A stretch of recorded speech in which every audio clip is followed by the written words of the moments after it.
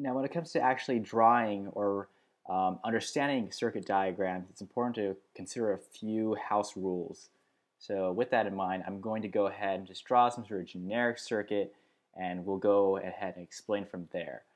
So I'm going to go ahead and just use rectangles to represent components. This could be, a battery, it could be a resistor, it could be anything. I'm just going to go ahead and keep it abstract, so whatever I tell you kind of extends to any type of circuit that you'll ever see. Let's go ahead and it connects here. And this connects over here. This will connect over here, and then this will connect to this right here.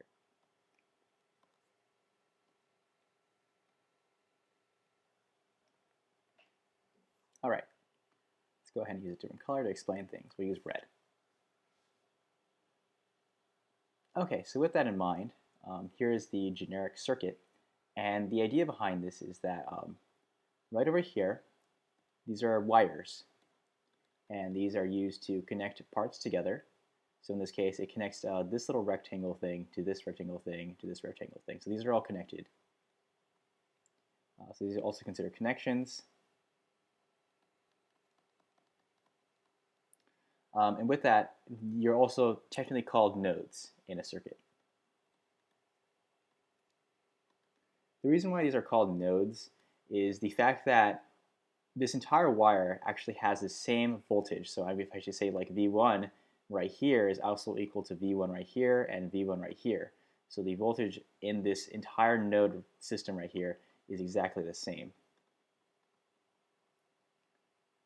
So really any node is just anything that just connects parts together. So right here is also another node, and there's also another node here as well.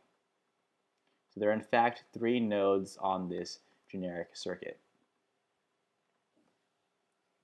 Also, with that in mind, there's also just some nomenclature that you typically use to explain how parts are connected with each other. So I'm going to go ahead and describe the top part right here and use a different color. We'll use blue to explain a connection. So I'm going to go ahead and explain the relationship between these 2 connections over here. It's called a series connection. So this is when one connection is one resistor or component is connected to the other component like so. So one after the other is the idea. And there's also one other connection setup. I'm going to go ahead and use like a darker blue for this, which is the relationship of these 2 components right here. And this is called parallel. So this is when you have one connection like this to the other part like this. And this indicates that this connects to some other part of the circuit.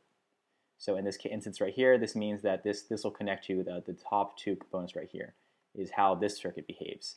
And you can tell from this that when it comes to parallel connections, they share the same nodes right here. So effectively, the voltage across these components is the same. So this is V1 and this is V0. So you can definitely see that they share the exact same voltage nodes.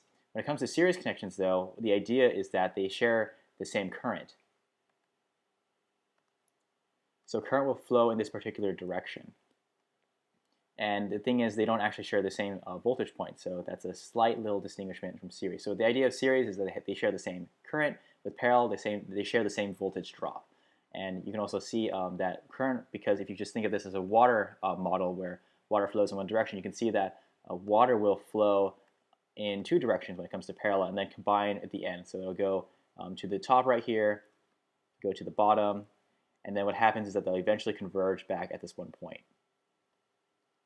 And the amount of current that goes in one component, it may be different from the amount of current that goes in the other component, depending on the setup and the values of the component and how it behaves.